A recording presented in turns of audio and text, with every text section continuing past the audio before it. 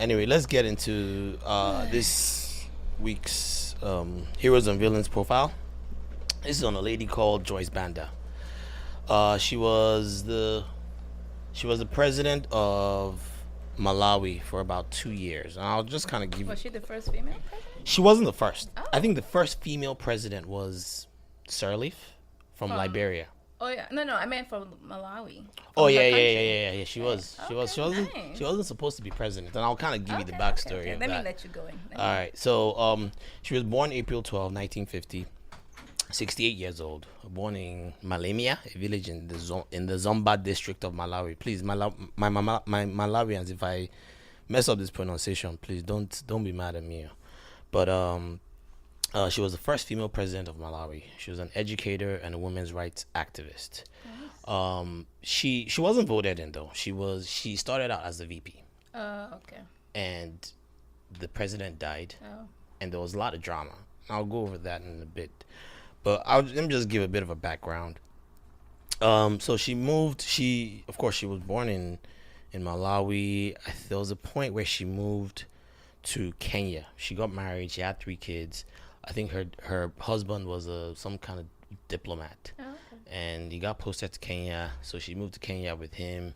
I think this was 1975, and that was where she got exposed to women's rights.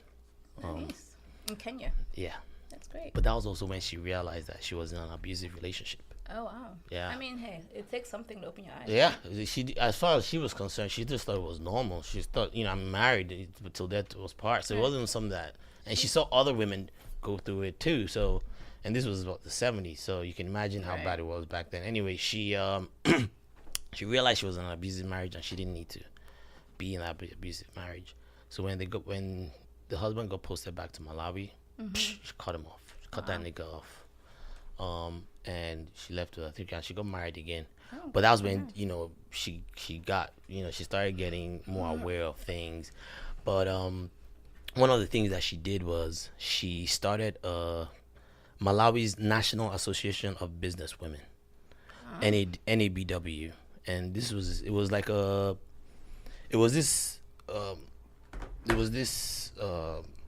what do you call it?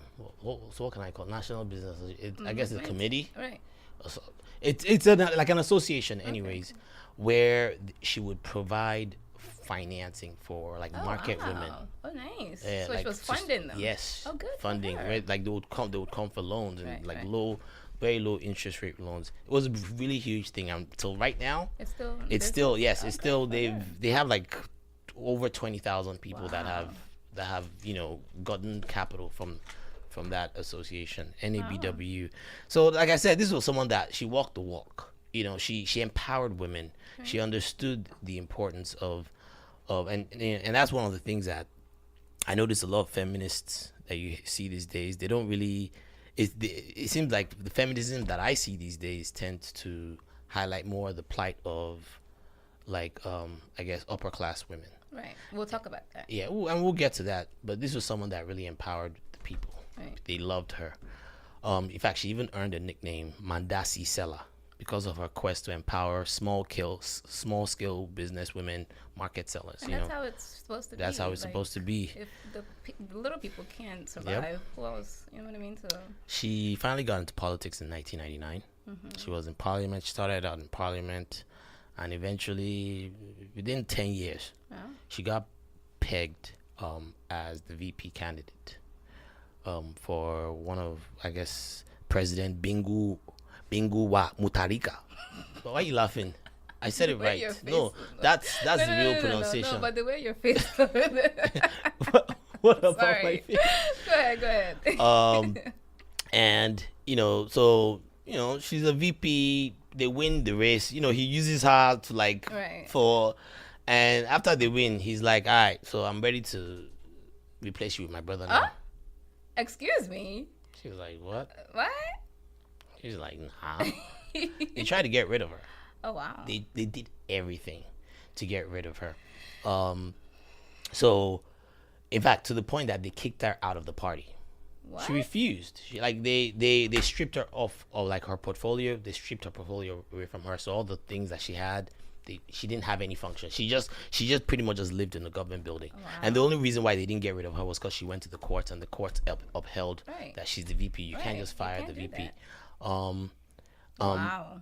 At some point, they told her, okay, at least endorse, because he wanted his brother to Run after be him. his successor. Right. Endorse my brother. She said no. How would should I I? endorse your Right. brother? Like, it makes no sense. Like- This is what frustrates me about these African democracies, man. It's just It's like, not really a democracy. It's anyway. So eventually she got kicked out, but she was still living in the government house. She was so just they chilling there. succeeded. Yeah, well, she didn't get kicked out. She got, I guess she got ostracized. Okay. And she didn't have any function. Essentially, she had no function whatsoever. She just stayed in the government house. In 2011, Banda refused to endorse the president's brother for 2014. She got kicked out of the party. In 2012, the president died. Oh. Dun dun dun. What? Constitutional crisis. Because everyone knew that it was going to get to this point. And of course, the VP is supposed to take over. Right. They fought it. They did everything to fight it. In fact, it almost got violent. Oh, wow. To the point that she had to call on an army general to call army people to come secure her crib. Wow. You know how things get now. Wow. The Malawi cabinet did everything to block her appointment. They went to court. They did everything. And she's stuck in there, man. Good She was for like, her. nah, I'm not going anywhere. Why should I? And what's even sadder was that women came for her. Of course. Because that I think what happens. happened was they didn't like the idea. A lot of people didn't like the idea of Of a a woman female president. president. Yep. Like, why would we, Yeah. And And to stay in her place. yeah, but eventually, a few days after the death, she eventually got sworn in Good for her. as a president. So from 2012, she was a president, and she did a hell of a job. Good for Like, her. she was cleaning house. Like, Wow. she started out by first, she cut her salary by 30%. Wow. Because it was too much. They had this defunct National Airways, Malawi Airways. She sold all the planes because it wasn't. What's the point, right? What was the point? It was. So she wanted to really, really come at people that were, because of course it's Corrupt. an African country, Yep. so they had all these corrupt people too, and she tried coming for them, but then she got hit with a scandal Oh, in no. 2013. That It was one. called the Capitol Hill Cashgate scandal. When they kept saying, they were like, it's the biggest scandal in Malawian history. I'm like, how What bad was was it? Wale, do you know how much do you know how much they said they stole? You know how much? 30 million. Only. That's it. As I'm like, Only. as a Nigerian, I'm looking like, what? That's bad though. That we think that's nothing. I know it's bad, but I'm like, that's the biggest scandal in the history of. I'm like, y'all don't even know how to do corruption right, man.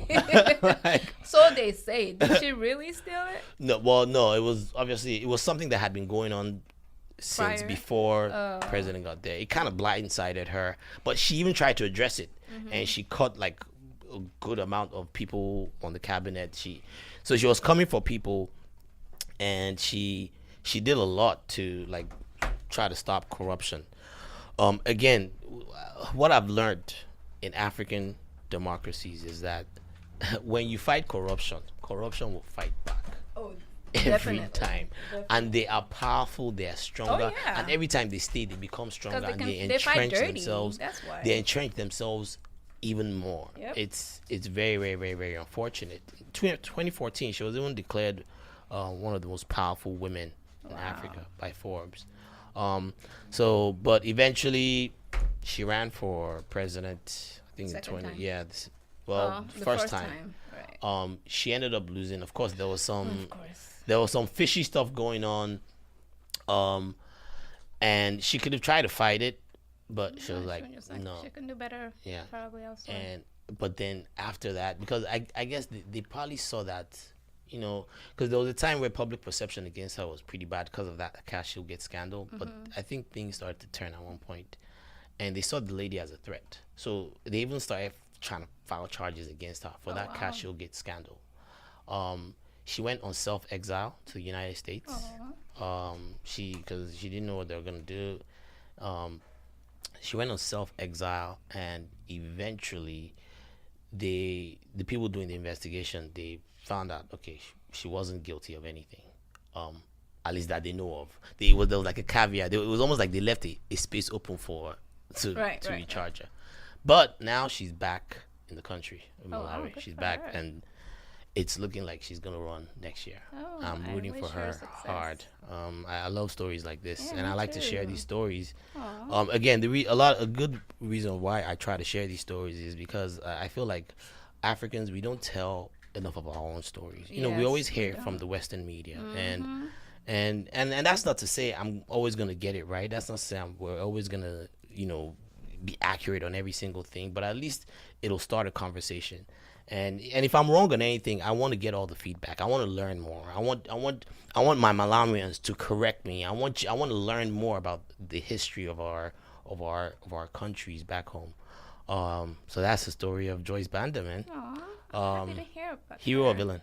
Oh, definitely a hero. Yeah, she's a hero to me for sure. Especially from the way she started out. The it, opposition she faced. Yep. Good for her. The very first president.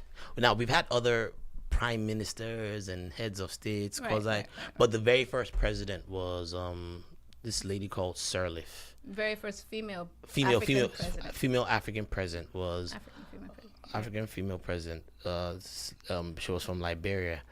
You know, her story too is very interesting, but not as remarkable as for me. It's remarkable because she got there. Yes, she got there, but she was kind of president that she used to have her family members in office. She used to and then typical African stuff, and then those her family members were known to steal money and all that. So it just wasn't. That's why I was like, you know what? When I heard Joyce Banda's story, especially when I started hearing about how she was coming after them, getting rid of their airplanes, that was the first time I'd seen anyone take such a courageous stance. No pun intended. That's good. I just read here, it says she almost died from giving birth the fourth child. So she made it her mission to do more for women facing death while giving life, like postpartum issues and stuff. I didn't know about that. That's great. I'm happy. I'll definitely look more into her. Please read up on Joyce Banda. She has a book and stuff. So yeah, she has interviews out there. Very, very, very, and even till today, she doesn't. When they try to like get her to like talk shit about her opponents, because what happened, right? The president's brother eventually got in. He won, of course. But she withholds. She doesn't try to talk too much shit. Oh yeah, the main name of the lady, Liberian president, Ellen Johnson Sirleaf. Okay.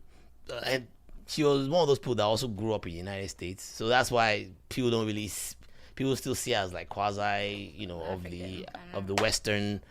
But no, she's African. You would think so. The Sirleaf lady grew up in America. Yeah, she grew up in America. So you would think growing up here would help her not. You know what I mean? Put her family in and make them not as powerful and stuff. But truthfully, if I became a governor or some political party or whatever thing, I would put my family in it, but I would hope they would do the right thing. You know what I mean? Not steal money and everything. Because nobody wants to see her family members were stealing. They caught them stealing. They caught them with the hand of cookie job. But moving on.